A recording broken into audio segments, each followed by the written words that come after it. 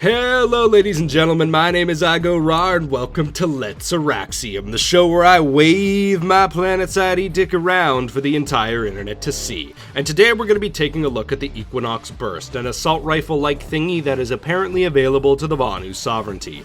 Now before I begin, I do want to mention one thing, and that is, somebody has hijacked my car. With anyone with information that results in an arrest, you will be greatly rewarded. Please forward all information about this culprit or crime to 1-800-EDIC. That is 1-800-EDIC. Now with that out of the way, let's take a look at the stats.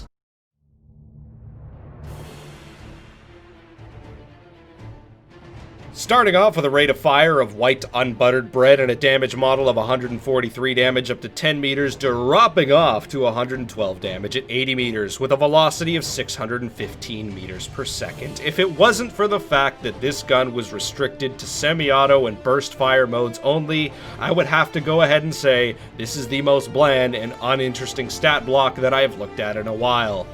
Next is a reload speed of 1.75 seconds short and 2.2 seconds long with a magazine size of 30 rounds. We are just one iPhone and a pumpkin spice latte away from being as basic as it gets. Taking a look at the recoil and finally some personality! Shame that I hate it. Major inconsistencies in vertical recoil are an oddity in most infantry weapons. Shame this gun doesn't have access to a compensator because this would actually be one of the few times that I would actually imagine it comes in handy. Thankfully though, the horizontal recoil is mostly non-existent and overall, it isn't a terrible little gun to shoot.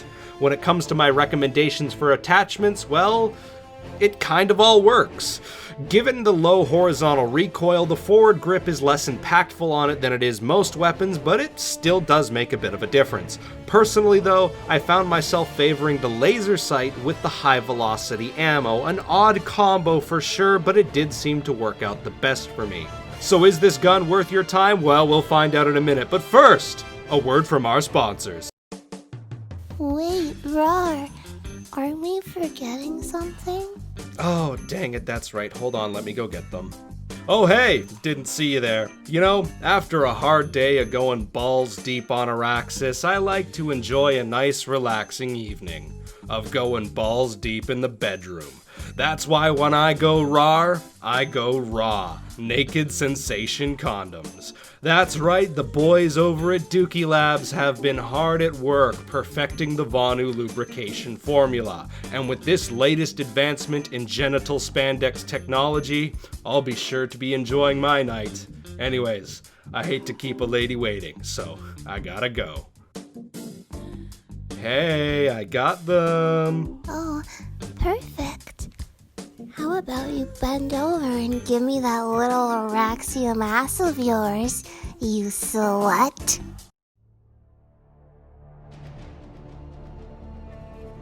So that brings us to our final question. Is this gun worth your time? And the answer is, sure, I suppose, maybe not really.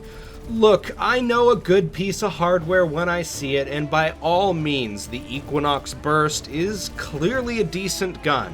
Its effectiveness at range for the fire rate on offer is a bit above average. Reload speeds are one of the better ones available to the VS.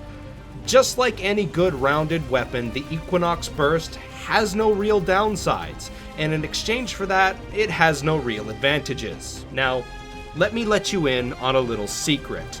Recursion has secretly been collecting toe pics of their members and notable Connery personalities for years. They have my toes, and I'm afraid. Now, let me let you in on another little secret. A weapon that has no advantage is a really big disadvantage. Not to completely write the gun off, but you have to see it from my point of view. I own every single gun on VS that can be bought with certs, have most of the directive weapons, and got all of my ASP points into secondary upgrades for each class. The flexibility of my personal arsenal is only limited to my imagination, and with a gun like the Equinox Burst in my hands, a weapon where flexibility is kind of the selling point, ironically, I feel like I'm at my most limited. With a battle rifle, or in this case a shotgun in my pocket, it just makes little sense to not pair it with something that is on the polar opposite spectrum.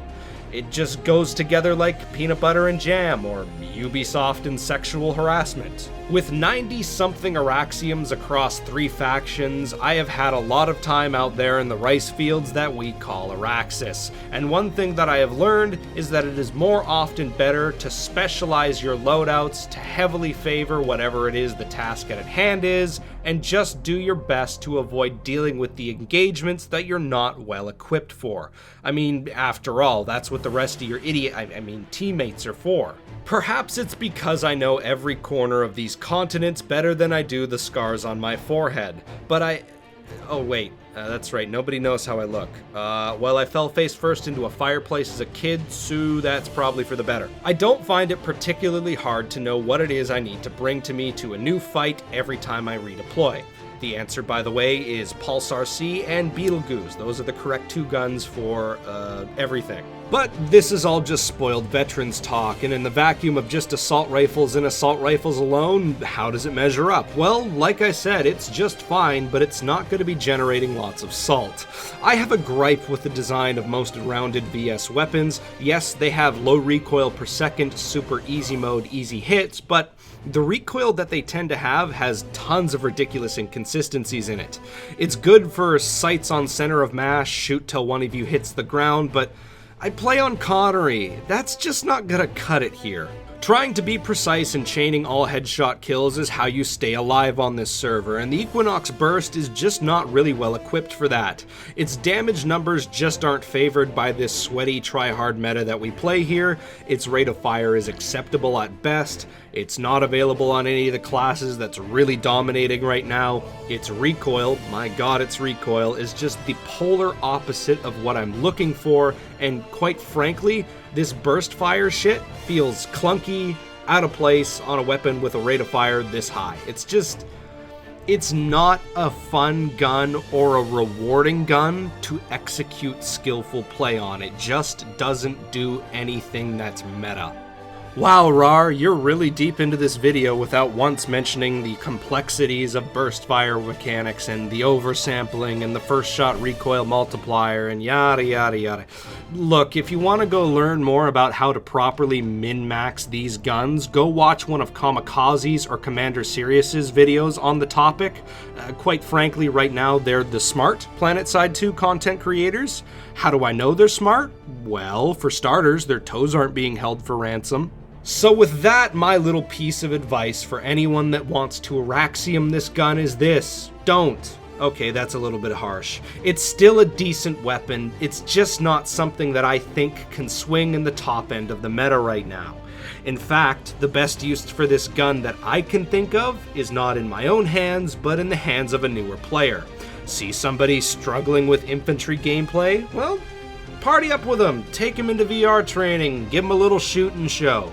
Generally speaking, I tend to find the best guns for newer players are high rate of fire spray guns, but if they insist on using something rounded, Equinox Burst is not a bad little gun for them.